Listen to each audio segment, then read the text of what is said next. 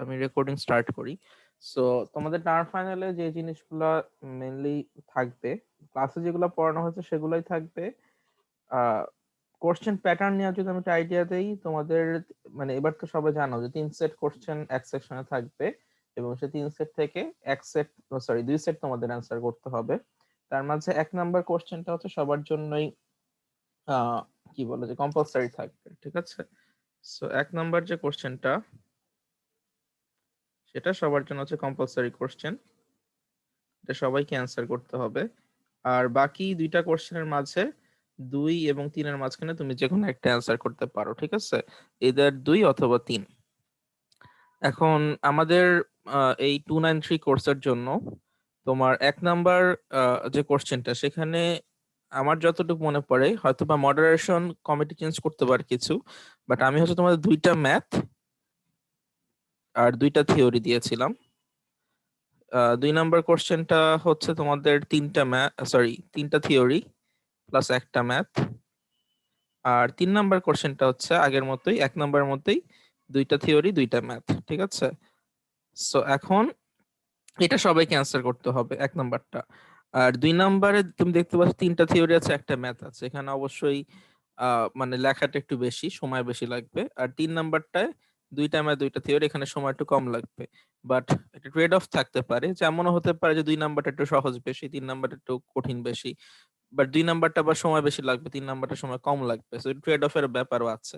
তোমাকে একটু বুঝে অ্যান্সার করতে হবে যে কি করলে তোমার জন্য বেস্ট হবে। আচ্ছা, আর হচ্ছে যে থিওরি দেখতে পাচ্ছ যে মানে এই কোশ্চেনটা লেন্দি করা হয়েছে, একটু বড় কোশ্চেন করা হয়েছে। এটা আসলে মানে তোমাদের যেহেতু অনলাইনে হচ্ছে, জাস্ট ফেয়ারনেস বজায় রাখার জন্য একটু লেন্দি কোশ্চেন করা হচ্ছে, যাতে করে তুমি তুমি তুমি পুরাটা টাইমে বিজি থাকো, ঠিক আছে? এটাই হচ্ছে উদ্দেশ্য। এখন এই থিওরি কোশ্চেনে আমি যেটা এক্সপেক্ট করব যে এত মানে অনেক বড় কিছু লেখার দরকার নাই, ঠিক আছে?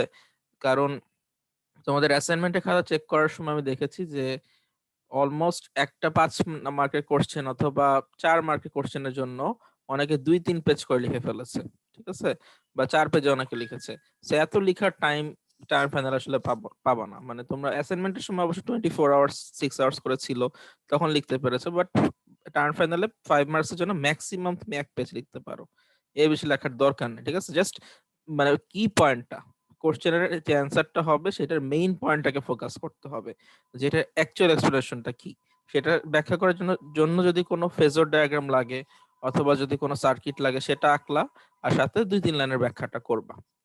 যেমন আমি যদি একটা এক্সাম্পল দেই, সাপোজ একটা কোশ্চেন অ্যাসাইনমেন্ট অনেকে হয়তো পেয়েছিল যে একটা সিনক্রোনাস জেনারেটর অথবা একটা সিনক্রোনাস মোটর, এখানে যদি আমরা লোডটাকে বাড়াই, লোড ল্যাগিং লোড অথবা লিডিং লোড যে কোনো একটা আসতে পারে। তো যদি এখানে সাপোজ ল্যাগিং লোডকে বাড়াই তাহলে এটার ইফেক্টটা কি হবে, এই টাইপের একটা কোশ্চেন অনেকেরই ছিল, অনেকের অনেক অ্যান্সার করতে হয়েছিল। তো এখানে জাস্ট কি হবে দেখো, এটা খুবই সিম্পল। মানে ফার্স্টে হচ্ছে আমরা ইকুয়েশন দিয়ে ব্যাখ্যা করতে পারি। জাস্ট ইকুয়েশনটা লিখবো যে একটা সিনক্রোনাস জেনারেটর যদি ধরি, সেটার জন্য ইকুয়েশন হচ্ছে E A is equals to V phi, ঠিক আছে, প্লাস হচ্ছে I A R A plus হচ্ছে J X S I A, তাই না? এখন এখানে জাস্ট আমরা যদি মানে লোড বাড়াই, লোড বাড়ানোর অর্থ হচ্ছে যে আই এ কে বাড়ানো, মানে আই এর ম্যাগনিটিউড কে বাড়ানো, ঠিক আছে? তো সেই ক্ষেত্রে এই ড্রপ গুলার ম্যাগনিটিউড বাড়বে, এটাও বাড়বে, এটাও বাড়বে, তাই না? কিন্তু আমরা জানি যে ই এটা কনস্ট্যান্ট, ই এর ম্যাগনিটিউডটা কনস্ট্যান্ট থাকবে, কারণ ই এর ম্যাগনিটিউড হচ্ছে কে ফাই ওমেগা, তাই না? তো আমি তো যদি সরি যদি লোড বাড়াই, তাহলে তো আমি আর স্পিড বাড়াচ্ছি না অথবা ফ্লাক্স বাড়াচ্ছি না, এদের কোনোটাই বাড়াচ্ছি না, এটা তো কনস্ট্যান্টই আছে আগের মতোই। সো এখানে এটা আগের মতোই থেকে যাবে, ইন্টারনাল জেনারেটেড ভোল্টেজটা আগের মতোই থাকবে। সো এই ড্রপ গুলা বাড়ছে কিন্তু এই ইন্টারনাল জেনারেটর ভোল্টেজটা আগের মতোই থাকছে, তাহলে সেই ক্ষেত্রে আমার এটাকে কমতে হবে, ঠিক আছে? এটা হচ্ছে ল্যাগিং লোডের জন্য, মানে ল্যাগিং লোডের জন্য এটা হচ্ছে একটা এক্সপ্লেনেশন বলতে পারো। তো এটা তুমি ইকুয়েশন দিয়ে ব্যাখ্যা করলা যে আমার ভি5টা কমে যাবে। তারপর যদি তোমার ফেজর ডায়াগ্রাম দিয়ে ব্যাখ্যা করতে, তাহলে তুমি বলবো যে এই জিনিসটা ফেজর ডায়াগ্রাম দিয়ে ব্যাখ্যা করা যায়। তখন ফেজর ডায়াগ্রামটা আঁকলা, 11 একটা ফেজর ডায়াগ্রাম যেটা ছিল তোমাদের, যে বাড়লে কি হয়, এটা একই একটা বৃত্তেরই মানে রেডিয়াস বরাবর যে বাড়তে থাকে। আহ, আর হচ্ছে তোমার ভি5টা আগের তুলনায় কমে যায়, তাই না? সেক্ষেত্রে কি হবে যে মোর অর লেস এরকম কিছু একটা ছিল ডায়াগ্রামটা।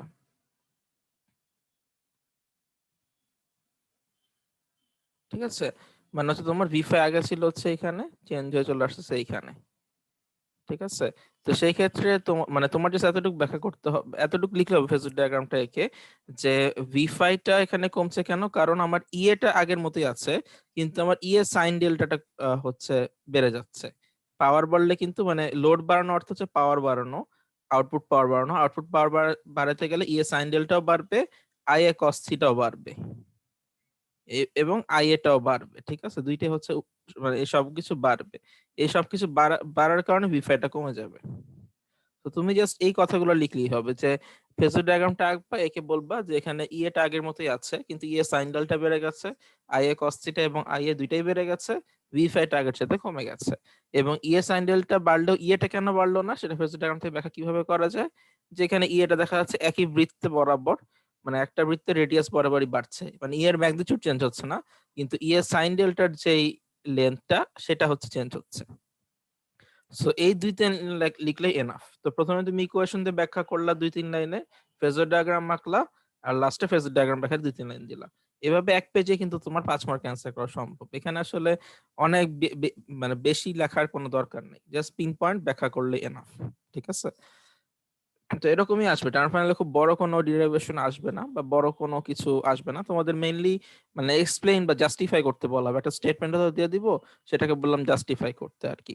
তো এটা ছোটখাটো অ্যান্সার লিখলেই হবে, বাট মেইন পয়েন্ট অবশ্যই থাকতে হবে। মানে মেইন পয়েন্ট বলতে অ্যাকচুয়াল যে অ্যান্সারটা সেটা অবশ্যই থাকতে হবে, অ্যাকচুয়াল অ্যান্সার না থাকলে অনেক বড় কিছু লিখলেও লাভ নাই। ঠিক আছে, আচ্ছা, এটা ছিল থিওরি পার্ট। আর হচ্ছে আমাদের যদি ম্যাথমেটিক্সে যাই, আহ আচ্ছা, ম্যাথমেটিক্সের জন্য আমি যেটা সাজেস্ট করব, যে তোমাদের অ্যাসাইনমেন্ট তো অনেক ম্যাথ তোমরা করেছো, সো অ্যাসাইনমেন্টের ম্যাথগুলো প্র্যাকটিস করলে আই থিঙ্ক এনাফ। বাট অ্যাসাইনমেন্টের ম্যাথগুলো কোথা থেকে মানে আমি দিয়েছিলাম সেটা তোমাদের বলে দিই, তাহলে তোমাদের সুবিধা হবে। আচ্ছা, অ্যাসাইনমেন্টের ম্যাথ বা তোমরা কোথা থেকে ম্যাথ প্র্যাকটিস করতে পারো সেটা আমি একটা আইডিয়া দিই তোমাদের। টার্ম ফাইনালের জন্য মেইনলি যে বইটা আমরা ক্লাসে পড়িয়েছি, চ্যাপম্যানের ইলেকট্রিক মেশিনারি ফান্ডামেন্টালস। আচ্ছা, আমি সংক্ষেপে লিখে দিই, ইলেকট্রিক মেশিনারি ফান্ডামেন্টালস, এই বইয়ের এক্সাম্পলস এন্ড এক্সারসাইজ দুইটাই তোমরা করবা।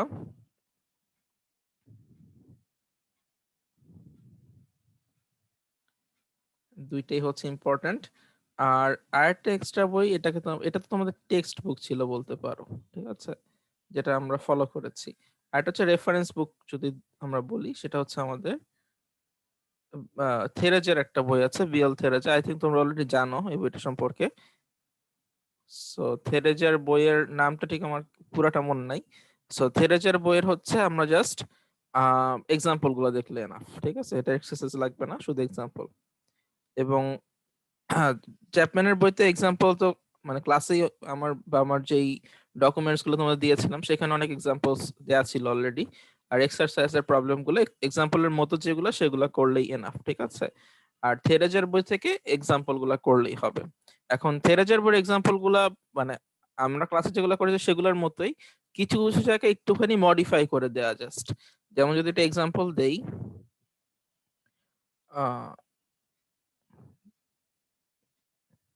সাপোজ থেরেজের বইতে কিছু কিছু জায়গায়, যেমন আমি তোমাদের সেকেন্ড অ্যাসাইনমেন্টে দিয়েছিলাম সিনক্রোনাস জেনারেটর বা সিনক্রোনাস মোটরের ক্ষেত্রে, যেটা যে কোনো ম্যাথকে ফেজর ডায়াগ্রামের মাধ্যমে জিওমেট্রিক অপারেশন করে সলভ করার জন্য।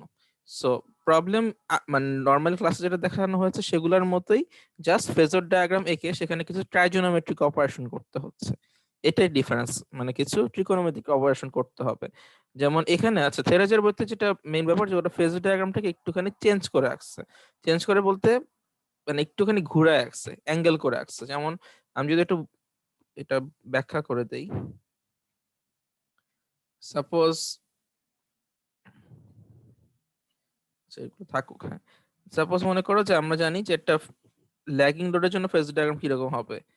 ল্যাগিং লোড জন্য এটা থাকবে নিচের দিকে, P5টা তো 0 ডিগ্রি অ্যাঙ্গেলে আর এখানে হচ্ছে আমাদের IAR থাকে,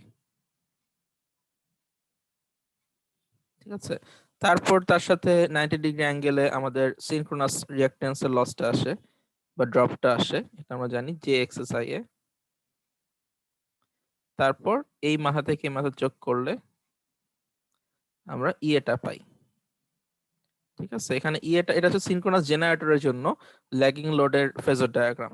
ইএ is equals to V5 plus দুইটা ড্রপ আর কি, ঠিক আছে, IA into RA plus JXS। এখন এখানে ওরা যেটা ওদের বই থেকে, সেটা তো আমরা নর্মালি ক্লাসে এভাবে আঁকা শিখেছিলাম। ওরা ওদের বইটা যেটা এঁকেছে যে জাস্ট V5 টা এঁকেছে, ঠিক আছে। V5 টা আঁকার পরে আহ ওরা হচ্ছে এখান থেকে, মানে এই যে আমি যে এক্সারসাইজটাকে এখানে আঁকলাম না এই মাথায়, IR টার এঁকে তারপর সেটার মাথায় আঁকলাম, ওরা হচ্ছে অত কিছু ফলো করে নাই। ওরা এই পয়েন্টটা থেকেই, মানে যে পয়েন্ট থেকে ওরা V5 টা এঁকেছে সেই পয়েন্ট থেকে ওরা সবকিছুকে ড্র করেছে। যেমন এই 0 পয়েন্টটা থেকে ওরা যে এক্সারসাইজ এঁকেছে, 0 পয়েন্ট থেকে IR এর ড্রপটাকে এঁকেছে, সবকিছুকে একই পয়েন্ট থেকে আঁকছে। একই পয়েন্ট থেকে এঁকে তারপর হচ্ছে ওরা সবকিছুকে কি বলে যে অ্যাড করে দিচ্ছে, ঠিক আছে। স্যার এইটা কি মানে আমার ইচ্ছা তো যে আমি কোনভাবে আঁকি, মানে হ্যাঁ এটাতে এভাবে আঁকতে হবে তা না, যেভাবে আপনি শিখাইছেন ওভাবে আঁকলেও তো হচ্ছে। হ্যাঁ, ওভাবে আঁকলেই হবে। মানে আমি সেটাই বলছিলাম যে তুমি চাইলে থেরেচের বইয়েরটাও ফলো করতে পারো অথবা আমার মতো করে আঁকলেও আঁকতে পারো, ঠিক আছে। যেমন আচ্ছা দাঁড়াও একটা মিনিট, আমি একটা স্ক্রিন শেয়ার করে দেখাই। এখানে আহ এই ম্যাথটা, ঠিক আছে, মনে করো যে এই এরকম একটা ম্যাথ দিয়েছিলাম যেখানে জিওমেট্রিক অপারেশন করা লাগে। তো এখানে কিন্তু আমার মতো করি, মানে আমরা ক্লাসে যেভাবে শিখেছিলাম সেভাবে করে জিওমেট্রিক অপারেশনটা করা হয়েছে। আচ্ছা একটা মিনিট দাঁড়া, এটা কোন ম্যাথ ছিল আমি একটু দেখি, তাহলে আমি বইয়েরটাও দেখাই দিই তোমাদের। বইয়ে কিভাবে আঁকা ছিল, এখানে কিভাবে আঁকা আছে। এটা ছিল হচ্ছে সম্ভবত চ্যাপম্যানের 37.19, 37।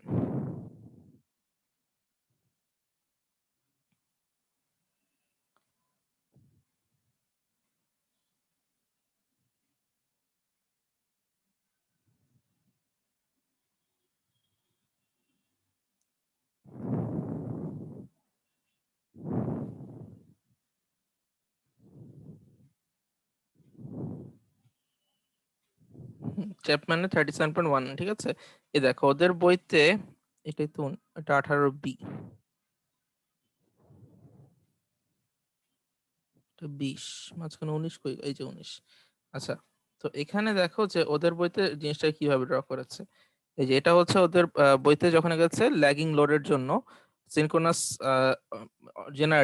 সিনক্রোনাস জেনারেটরের ল্যাগিং লোডের জন্য একে তারপর জিওমেট্রিক অপারেশনটা এই ফিগার করেছে 37.34, এই ফিগারটাতে করেছে, ঠিক আছে।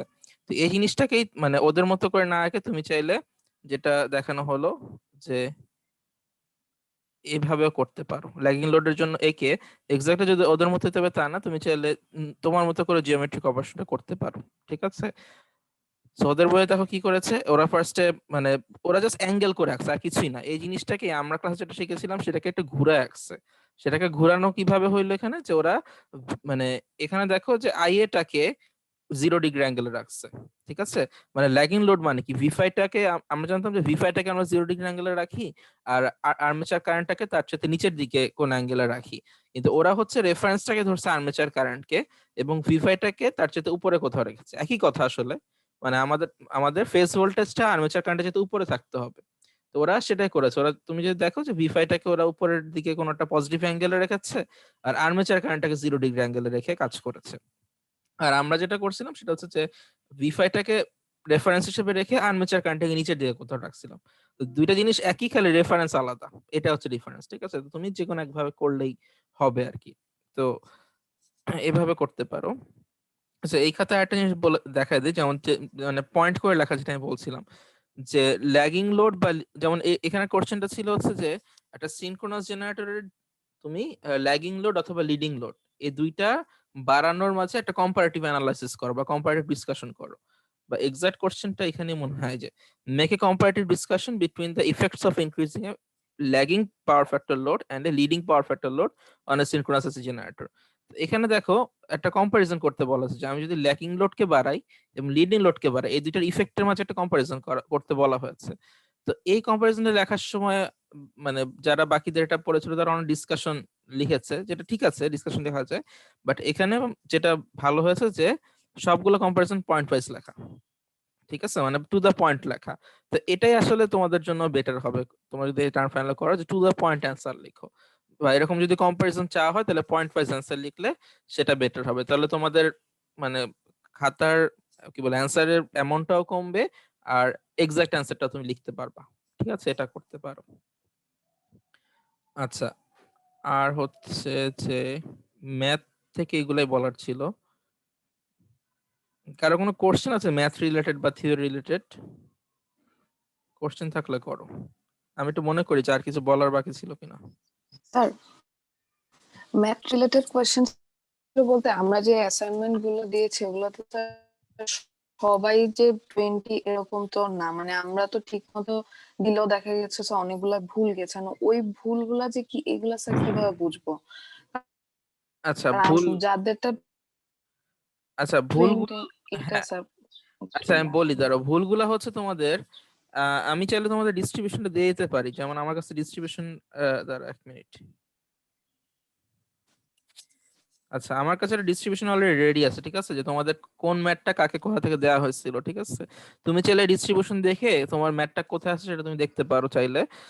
তাইলে তুমি বুঝতে পারো ভুলটা কোথায়। আমি কিছু মানে ভুল তোমাদের মানে র্যান্ডমলি যদি দেখাই, তোমাদের কিছু ভুল হচ্ছে যেমন সাপোজ ধরে নাও যে আমরা সবাই জানি যে একটা সিনক্রোনাস জেনারেটরের জন্য পাওয়ার আউটপুট কত, পি আউটপুট হচ্ছে √3 into line voltage into line current into cos theta. এটা আমরা সবাই জানি। তো এখন এটা মনে করো ওয়াই কানেক্টেড এর জন্য, ঠিক আছে, ওয়াই কানেক্টেড এর জন্য আমরা জানি যে আর্মেচার কারেন্ট লাইন কারেন্টের সেম। ঠিক আছে, এই জন্য হচ্ছে আমি এখানে লাইন কারেন্ট না লিখে ডাইরেক্ট আর্মেচার কারেন্ট লিখলাম। তাহলে সেক্ষেত্রে আমাদের আর্মেচার কারেন্ট কত আসবে? P0 divided by √3 into VL into cos theta, এটা আসা উচিত, তাই না? তো এখন অনেকে যেটা করেছো যে এখানে P0 জায়গায় তোমাদের কোশ্চেন অনেক টাইম বলা থাকে যে সাপোজ এ 300 kVA, এ 300 kVA, তারপর মনে করো বলা হচ্ছে 2.3 কিলোভোল্ট সিনক্রোনাস জেনারেটর, এভাবে কোশ্চেনটা শুরু হয়েছে। ঠিক আছে, কোশ্চেনটা শুরু হয়েছে এভাবে 300 kVA 2.3 কিলোভোল্ট সিনক্রোনাস জেনারেটর। তো অনেকে যেটা করে যে P0 জায়গায় 300 kVA বসায় দেয়। তো এটা কিন্তু আসলে ভুল। 300 kVA তো হচ্ছে আসলে আমাদের অ্যাপারেন্ট পাওয়ার, তাই না? এটা হচ্ছে আমাদের apparent power, generator apparent power. Apparent পাওয়ারের সাথে আমাদের আউটপুট পাওয়ার রিলেশনটা কি? আউটপুট পাওয়ার রিলেশনটা হচ্ছে এটার সাথে একটা কস থিটা গুণ করলে আমাদের আসে হচ্ছে P0, তাই না? তার মানে হচ্ছে তোমার, তুমি যদি এস কস থিটা এখানে বসায় দাও P0 জায়গায়, তাহলে তুমি হচ্ছে 300 kVA ইউজ করতে পারো।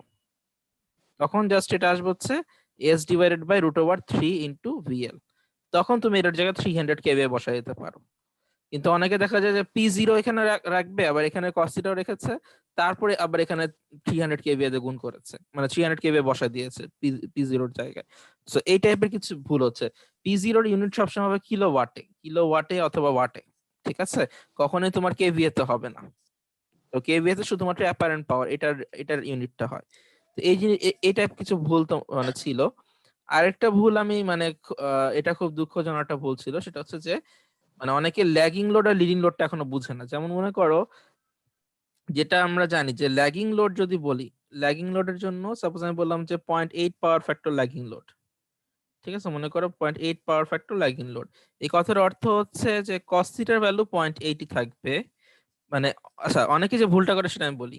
ল্যাগিং লোড হলে কস থিটাটাকে প্লাস 0.8 ধরে, আর যদি লিডিং লোড হয় 0.8 পিএফ লিডিং লোড যদি বলি, তাহলে cos থিটাটাকে -0.8 ধরে। এটা হচ্ছে ভুল, মানে অনেকেই ভুলটা করে।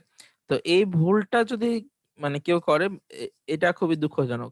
cos থিটার ভ্যালু কখনো নেগেটিভ হতে পারে না, ঠিক ঠিক না? cos থিটার ভ্যালু কখনোই নেগেটিভ হতে পারবে না, এটা অলওয়েজ পজিটিভ হবে। যদি ল্যাগিং লোড হয় সেক্ষেত্রে থিটার ভ্যালুটা হবে হচ্ছে সেক্ষেত্রে থিটার ভ্যালুটা হবে হচ্ছে তোমার পজিটিভ, তাই না?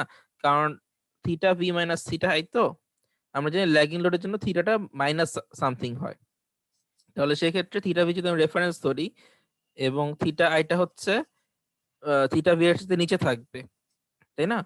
মানে ভি ফাই এর চাইতে নিচে থাকবে হচ্ছে আমার আর্মেচার কারেন্টের অ্যাঙ্গেল থিটা আই।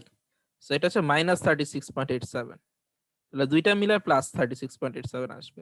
তাহলে ল্যাগিং লোডের জন্য অ্যাঙ্গেলটা হচ্ছে পজিটিভ, ঠিক আছে, অ্যাঙ্গেলটা হচ্ছে পজিটিভ। আর লিডিং লোডের জন্য আমার কি অ্যাঙ্গেলটা নেগেটিভ। কেন নেগেটিভ? কারণ theta B minus theta I, এখানে থিটার আই এর ভ্যালুটা হচ্ছে পজিটিভ 0 ডিগ্রি।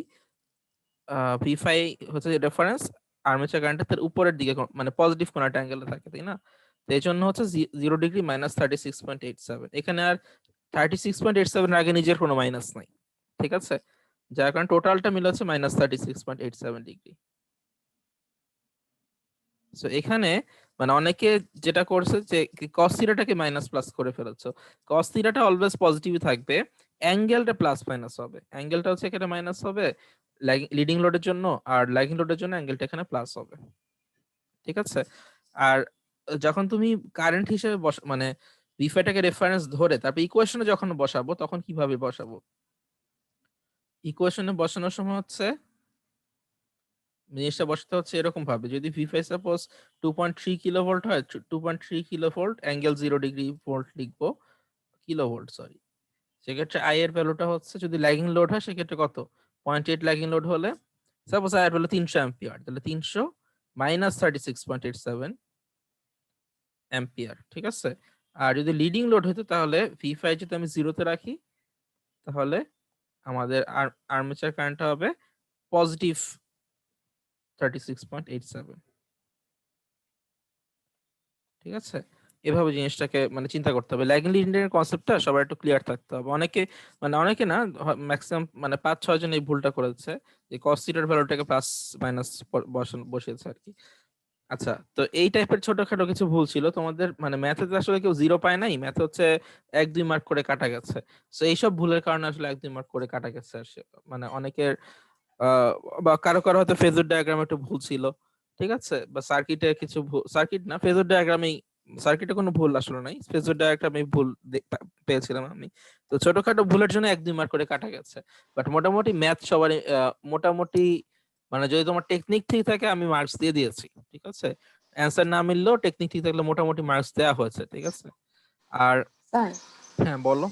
আপনি যে ডিস্ট্রিবিউশনের কথা বলছেন ওখানে কি আমরা যেখান থেকে ম্যাথ করছি সলিউশন সহ দেওয়া আছে, হ্যাঁ যে সলিউশন এইটা সহ, ফেজার হ্যাঁ সলিউশন সহ দেওয়া আছে, ঠিক আছে, এগুলো সব এক্সাম্পল। ও মানে চ্যাপম্যানের জি স্যার, যেটা তাহলে এটা হ্যাঁ মানে চ্যাপম্যানে যেটা দেখতে পাচ্ছ, চ্যাপম্যান লেখা হচ্ছে, এগুলো হচ্ছে এক্সারসাইজ অবশ্য, জানে যে 5.2 লেখা, আর এক্সাম্পল হলে পাশে এক্সাম্পল লেখাই আছে অলরেডি, চ্যাপম্যানের এক্সাম্পল লেখা আছে।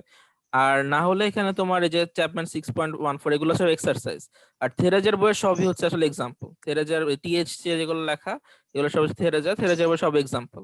আর চ্যাপম্যানের বইতে এগুলো হচ্ছে এক্সারসাইজ, তবে এক্সাম্পল যদি লেখা থাকে তাহলে হচ্ছে এক্সাম্পল, এছাড়া সবই এক্সারসাইজ, ঠিক আছে। তো এরকম ভাবে ডিস্ট্রিবিউশন করা হয়েছিল। আর এখানে আসলে তুমি হুবহু আসলে অ্যান্সার মানে মিল পাবো না, কারণ হচ্ছে আমি কিছু সংখ্যা চেঞ্জ করে দিয়েছিলাম, মানে এগুলার ভিতর থেকে আমি অনেকগুলা জায়গায় কিছু মানে সংখ্যা চেঞ্জ করে দিয়েছিলাম তোমাদের। সো এক্সাক্ট মিল পাবা না, বাট ম্যাথটা কিভাবে করতে হবে এই সম্পর্কে অ্যাটলিস্ট আইডিয়া তোমরা পেয়ে যাবে এখানে গেলেই, ঠিক আছে।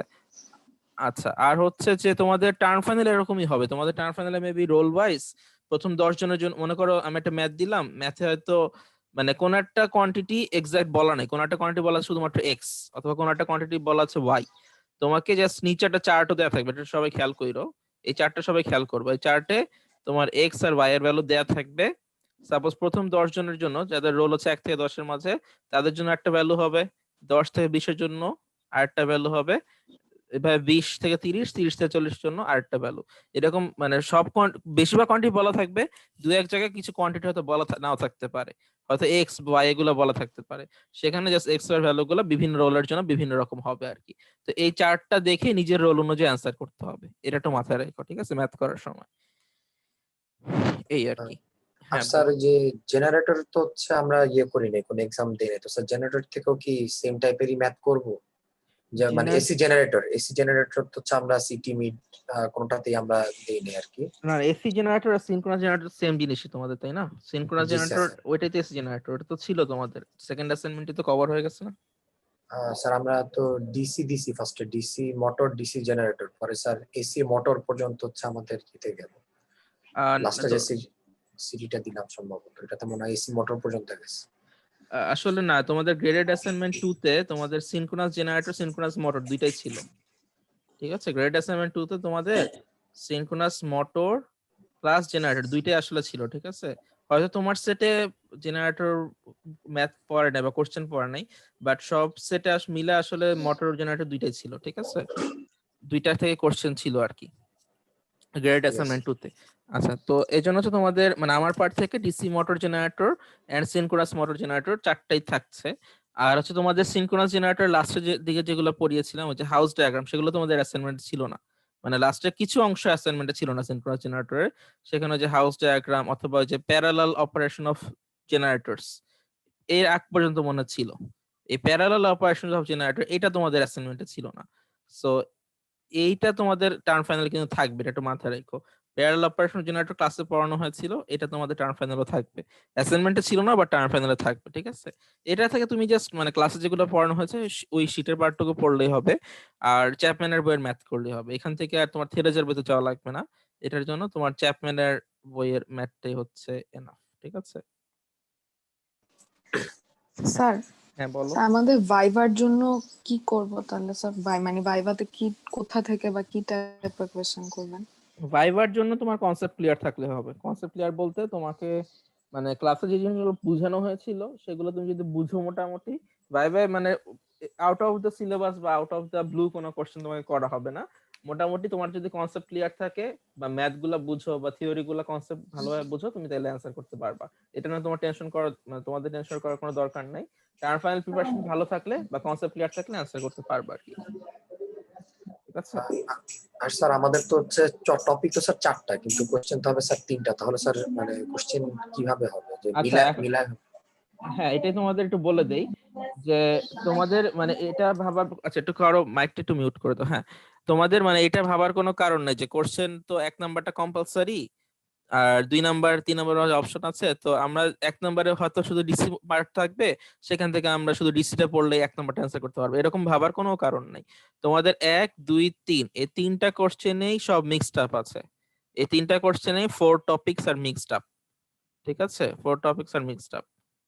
তো তোমাদের 1 নাম্বার কোশ্চেনে ডিসি এমন হইতে পারে যে হয়তো আমি ডিসি পার্ট থেকে থিওরি দিলাম আর সিনক্রোনাস বা এসি পার্ট থেকে ম্যাথ দিলাম, অথবা উল্টাটাও হইতে পারে, ঠিক আছে। So, তোমাদের 1 নাম্বার 2 নাম্বার 3 নাম্বার তিনটাতেই ম্যাথ থিওরি হচ্ছে আমরা মানে মিলাই দিব। থিওরিতে হয়তো ডিসি থাকলো, ম্যাথে হয়তো এসি থাকলো, অথবা থিওরিতে এসি থাকলো ম্যাথে ডিসি থাকলো, এরকম মিলানো থাকবে প্রতিটা কোশ্চেনে। সো কোনো পার্টি বাদ দিয়ে মানে আইসো না, তাইলে হচ্ছে মানে একেবারে যদি বাদ দিয়ে আসো কিছু অ্যান্সার করতে পারবা না, ঠিক আছে। এজন্য প্রতিটা পার্টি বিশেষ করে ক্লাসে যেগুলো পড়ানো হয়েছে সেগুলো একটু ফোকাস করে মানে আসা ট্রাই করো। আর মোটামুটি থিওরি আসলে তোমাদের মানে কোশ্চেন কিন্তু খুব বেশি না, কারণ আমি যদি তোমাদের 13 সেট যে কোশ্চেন করেছিলাম গত অ্যাসাইনমেন্টে, ওই 13 সেটে কিন্তু 13টা মাত্র কোশ্চেন। আবার ডিসি মোটর ডিসিনারিটর যে অ্যাসাইনমেন্ট ছিল সেখানে তোমার 6টা সেট। তো ওইখানে মনে হয় 6টার বেশি থিওরি কোশ্চেন নাই। তো তোমাদের 19টা মতো থিওরি কোশ্চেন বলতে পারো এখন পর্যন্ত তোমরা লিখেছো। আর ক্লাসে তোমাদের এক্সট্রা কিছু মানে ওই অ্যাসাইনমেন্টের বাইরে কেউ জিনিস পড়ানো হয়েছিল। তো আমি সাজেস্ট করব যে অ্যাসাইনমেন্টের থিওরি কোশ্চেন গুলো একটু দেখো, প্লাস হচ্ছে তোমার ক্লাসে যেগুলো পড়ানো হয়েছিল সেগুলো মানে যদি বলতে পারো যে যেগুলো তোমাদের শীটে আছে, ঠিক আছে, সহজ কথা শীটে যেগুলো আছে সেগুলোর খুব বেশি আনইম্পর্টেন্ট মনে না হলে তুমি বাদ দিও না। আনইম্পর্টেন্ট বলতে কি বোঝাচ্ছে, যেমন মনে করো যে শুরুর দিকে কিছু ডিরাইভেশন টাইপ জিনিস আছে, যেমন ডিরাইভেশন বলতে যে ভোল্টেজ বিল্ড আপ, মানে একটা জেনারেটর ভিতরে ভোল্টেজ বিল্ড আপ এর এক্সপ্রেশন বের করো, ঠিক না। সো ওটা ডিরাইভেশনটা বিশাল। তো এটা তুমি বুঝতে পারতেছো বিশাল বলতে ওখানে ফিগার আঁকা লাগবে, তারপর তোমার সব ইকুয়েশন বিভিন্ন কেসের জন্য ডিরাইভ করা লাগবে, তারপর তুমি ফাইনালি গিয়ে জেনারেটেড ভোল্টেজ এক্সপ্রেশন পাবা, অথবা মোটর হইলে জেনারেটেড টর্কের এক্সপ্রেশন পাবা। এগুলো হচ্ছে ডিসি জেনারেটর মানে জেনারেটর বা মোটরের শীট গুলোর প্রথম দিকে আছে আর কি। তো ওই বিশাল ডিরাইভেশন না পড়লে আসলে হয়, তোমার এটা বুঝতে হবে, ওগুলাতে ভাই ভাই কোশ্চেন আসতে পারে। বাট ওইগুলা মনে করো 5 মার্কের কোশ্চেনে টার্ম ফাইনালে নাও আসতে পারে, বা 7-8 মার্কের কোশ্চেনে নাও আসতে পারে, ঠিক আছে। তো তোমাকে একটু বুঝে নিতে হবে যে কোন কোশ্চেন গুলো 5 বা 7-8 কোশ্চেন মার্কের মধ্যে আসার মতো। ঠিক আছে, অবশ্যই কিছু কনসেপচুয়াল কোশ্চেন, এবং আমি তোমাদের অলরেডি আইডিয়া দিয়ে দিয়েছি, যেটা স্টেটমেন্ট দেওয়া থাকবে সেটাকে জাস্টিফাই করতে বলা হবে বেশিরভাগ কোশ্চেনে, থিওরি কোশ্চেনে একটা স্টেটমেন্ট দিবে, সেটা এক্সপ্লেইন বা জাস্টিফাই করতে বলা হবে। তো ওইভাবে একটু প্রিপারেশন নিও, যে একটু কনসেপ্টটা ক্লিয়ার থাকতে হবে, সেভাবে প্রিপারেশন নিলে মোটামুটি অ্যান্সার করতে পারবা। ঠিক আছে, এই হচ্ছে থিওরি থেকে আরেকটু সাজেশন। স্যার বলো। আমাদের যেরকম স্যার গ্রেডেড 2 অ্যাসাইনমেন্টে আপনি ডিস্ট্রিবিউশনটা দিয়েছেন, যে এখানে এখানে গ্রেডেড 1 এরটা কি স্যার এরকম আছে? কারণ ওইটা তো স্যার আমরা তো সবাই ফুল মার্কস ভাবে পাইনি। গ্রেডেড 1 এই এরটা আছে যেটা কিনা আমি ডিসি মোটর ছিল।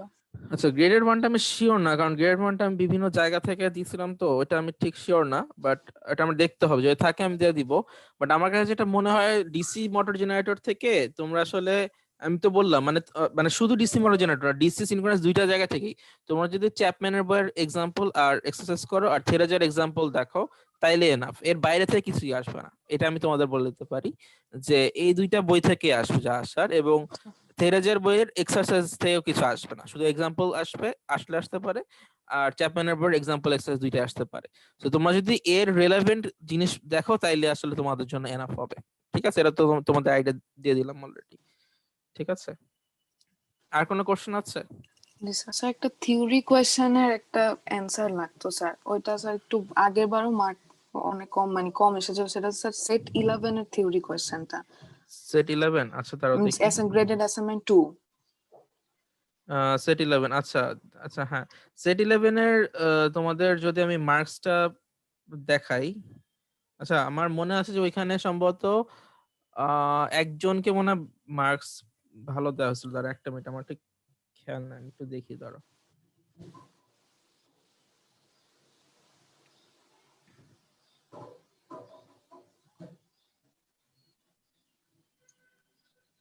সেট 11 না, সেট 11 এ তোমাদের কোশ্চেনটা কি ছিল? আচ্ছা হ্যাঁ, এটা ছিল যে derive the expression of RMS value of induced voltage in a single phase of synchronous AC generator. আচ্ছা, এখানে যেটা তোমাদের সমস্যা হচ্ছে, আচ্ছা ধরো সেট, মানে খাতাগুলো একটু বের করি।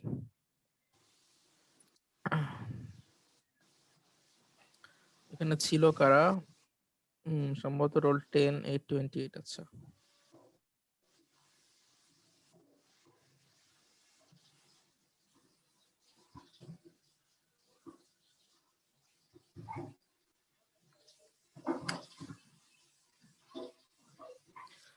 আচ্ছা এখানে তো মানে যেটা প্রবলেম হচ্ছে তোমাদের, মনে করো যে মানে তোমরা অর্ধেকটা মানে যারা এটা অ্যান্সার করেছো, এটা হচ্ছে তোমাদের ফুল অ্যান্সারটা হয়নি। ফুল অ্যান্সার হয় নাই বলতে, এই যে কি আরএমএস ভ্যালু এক্সপ্রেশনটা ডিরাইভ করতে বলা হয়েছে, এখানে অ্যান্সারটা মানে দুইজনই করেছো হচ্ছে এখান থেকে, মানে কি বলে এক্সপ্রেশনটা। আচ্ছা আমি ওই শীটটাও বের করি, তাহলে অ্যান্সারটা বোঝাতে সুবিধা হবে। সিনক্রোনাস জেনারেটর শীটটা কোথায়?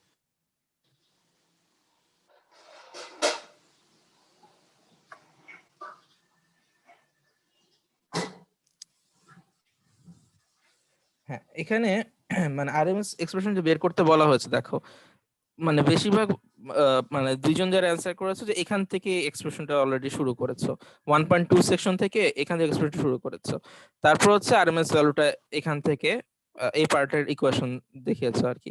তো আমার যেটা মনে হয়েছে যে এই এক্সপ্রেশনটা, এই কোশ্চেনটা যদি ডাইরেক্ট এখানে মানে এখান থেকে অ্যান্সার শুরু করেছো, এই যে induced AC voltage in a three phase set of coals, এটা করাটা ঠিক হয় নাই। আসলে তোমার যেহেতু মানে এটা তোমাদের 6 আওয়ার্স টাইমে অ্যাসাইনমেন্টে দেওয়া হয়েছিল, আমি এক্সপেক্ট করেছিলাম যে তোমরা ফার্স্টে এখান থেকে জাস্ট এই ফিগারটা, এই 1.1 বি এর ফিগারটা এঁকে তুমি জাস্ট চারটা কেস, এখানে যে 1 2 3 4 এই চারটা সেগমেন্টে যে চারটা ইকুয়েশন আছে, চারটা ইকুয়েশন লিখবা, লিখে তোমার এই চারটা ইকুয়েশনকে অ্যাড করে তোমার যে এখানে আমরা এক্সপ্রেশনটা পাই, induce voltage is equals to 2 VM, মানে এখানে একটা এক্সপ্রেশন বড়সড় আসে আর কি, এক্সপ্রেশনটা লিখবা, সেখান থেকে তুমি হচ্ছে আরএমএস এক্সপ্রেশনে যাবা। যেমন মনে করো তুমি এখান থেকে যে এক্সপ্রেশনটা পাইলে, ইনডিউস ভোল্টেজ হচ্ছে NC phi omega cos omega T, এটা থেকে তুমি হচ্ছে ম্যাক্সিমাম ভ্যালু তাহলে কত, ম্যাক্সিমাম ভ্যালু হবে যদি কস ওমেগা টিটা 1 হয়, তাই না? তাহলে এনসি ফাই ওমেগা হচ্ছে ম্যাক্সিমাম ভ্যালু, এই ম্যাক্সিমাম ভ্যালুটাকে √2 তে ভাগ করলে তুমি আরএমএস ভ্যালু পেয়ে যাও।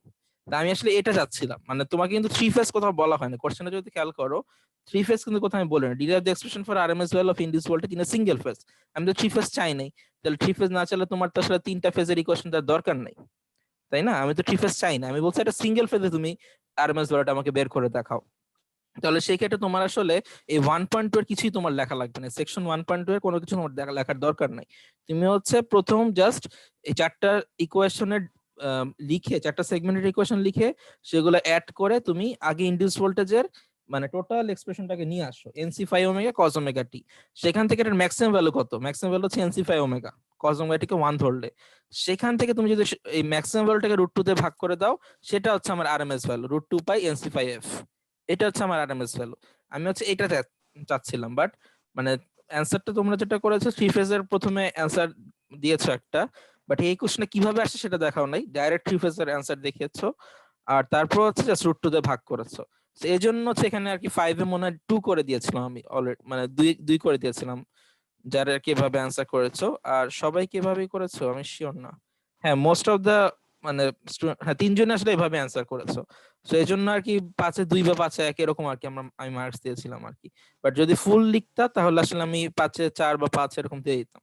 ঠিক আছে, তো একটু মানে বুঝে অ্যান্সার করতে হবে যে কোশ্চেন আসলে কি চাওয়া হচ্ছে আমার কাছে, সেটা বুঝে তারপর অ্যান্সারটা করতে হবে। আর এত বড় কোশ্চেন, মানে এটা বড় বলতে অ্যাসাইনমেন্টের জন্য আই থিংক এটা একটা মানে দেয়ার মতো কোশ্চেন ছিল, টার্ম ফাইনালে যদি নাও দেই, বাট 6 ঘন্টা অ্যাসাইনমেন্টের জন্য এটা একটা দেয়ার মতো কোশ্চেন ছিল বলে দেওয়া হয়েছে। ঠিক আছে, আচ্ছা আর কোনো কোশ্চেন আছে কারো?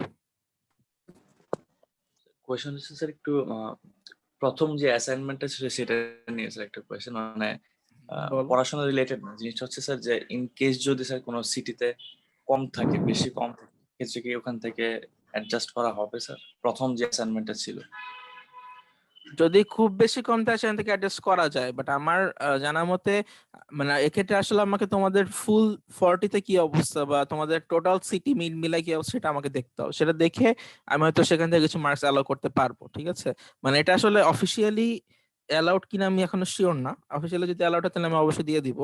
আর যদি অফিসিয়ালি অ্যালাউড না হয় তাহলে আসলে আমার কিছু করার নেই, এটা আমি দেখি মাহফুজ স্যারের সাথে কথা বলে দেখবো, যদি স্যার বলে যে ঠিক আছে আমি একটা এক্সট্রা অ্যাসাইনমেন্ট নিয়েছিলাম স্যার, ওইখান থেকে কি তো তাদেরকে মার্কস দিব কিনা। যদি মাহফুজার বলে দাও তাহলে আমি হয়তো তোমার দিয়ে দিব, সেটা দেখে তোমাদের কিছু এক্সট্রা মার্কস দিয়ে দেওয়া যাবে। ঠিক আছে, বাট এছাড়া যদি অফিসিয়ালি অ্যালাউড না হয় তাহলে আসলে আমার কিছু করার থাকবে না।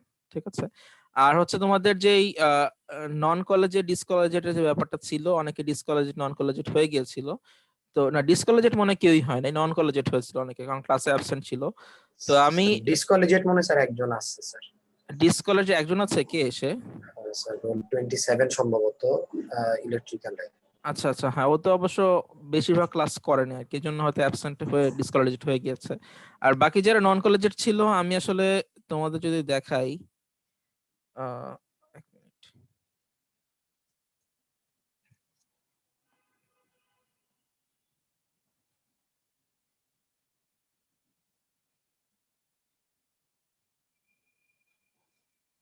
আচ্ছা তোমাদের কিন্তু ক্লাস অ্যাটেন্ডেন্সে আমি মোটামুটি